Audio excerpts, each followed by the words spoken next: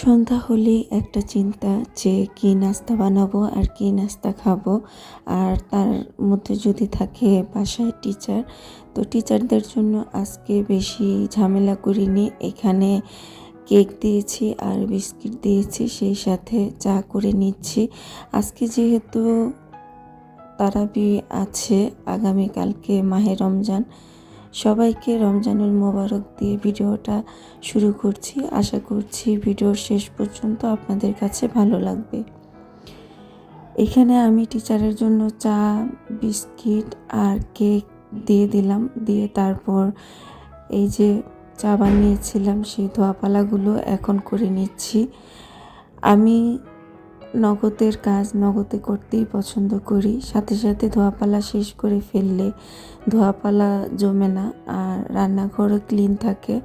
আর যদি এগুলা রেখে দিতাম যে একেবারে রান্নার পরে তারপর ধোয়াপালা করব, তাহলে কিন্তু এর সাথে আরও কিছু জমে যেত, রান্নাঘরটাও মেসি লাগতো।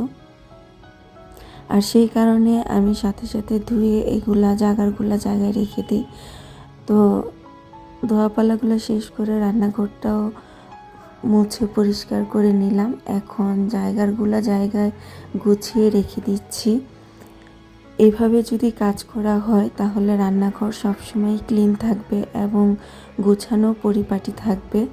দেখতেই পাচ্ছেন আমি কিন্তু প্রত্যেকটা জিনিস প্রত্যেকটা জায়গাতেই রেখে দিচ্ছি।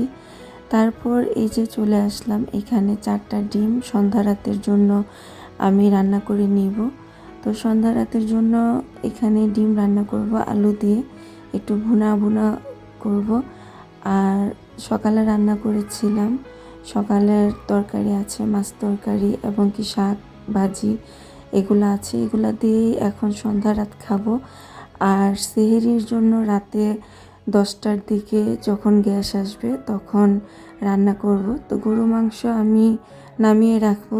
আজকে সেহরির জন্য গরু মাংস রান্না করব, চিংড়ি মাছ দিয়ে লাউ শাক রান্না করব আর সেই সাথে ছোট মাছ রান্না করব।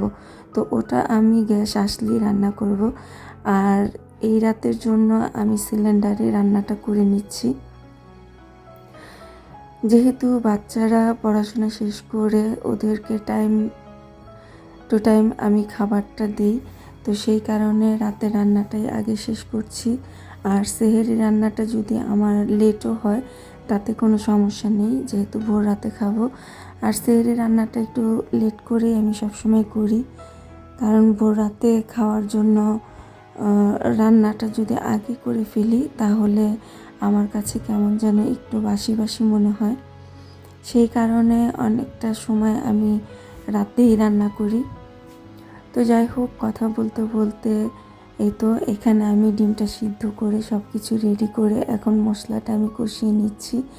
আর মশলা কষাতে কষাতে আপনাদেরকে একটা কথা মনে করিয়ে দিই, আপনি যদি আমার ভিডিওটা ক্লিক করে থাকেন তাহলে লাইক দিয়ে পুরো ভিডিও দেখার অনুরোধ রইল। আপনার একটা লাইক পারবে আমার এই ভিডিওটা আরও 10 জনকে দেখার সুযোগ করে দিতে।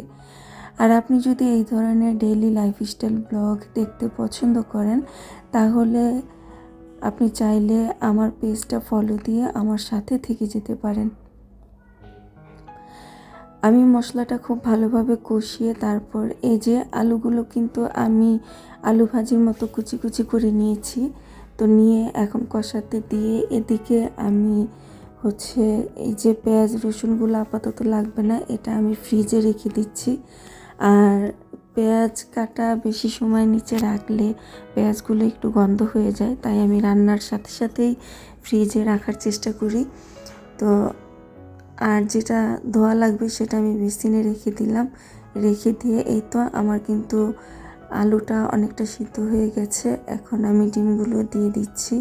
তো ডিমগুলো দিয়ে একটু নাড়াচাড়া করে তারপর দিয়ে দিব ঝোলের জন্য পানি। তো এই তরকারিটা আমি একটু মাখা মাখা করেই রান্না করব, অতটা ঝোল রাখবো না। আর আমার বাসায় ঝোল তরকারি তেমন একটা পছন্দ করে না, কেউই না, ঝোল তরকারি তেমন খাওয়া হয় না। আর এদিকে আমি রান্নার পরে যেই বাটি মালসাগুলো ময়লা হয়েছে এগুলো আমি ধুয়ে নিচ্ছি। দেখতেই পাচ্ছেন আমি কিন্তু রান্না করছি আর সাথে সাথে রান্নাঘরের কাজগুলোও করে নিচ্ছি। এতে করে আমার রান্নাঘরটা সবসময় পরিপাটি থাকে। অনেকেই বলেন যে আপু আপনার রান্নাঘরটা খুবই সুন্দর, খুবই পরিপাটি। আর আমার রান্নাঘর পরিপাটি রাখার একমাত্র কারণ এটাই, আমি সাথে সাথে কাজগুলো করে ফেলি এবং কি মোছামুছি ধোয়া পোলাও শেষ করি। তো ভিডিওটা এই পর্যন্ত শেষ করছি। আল্লাহ হাফেজ।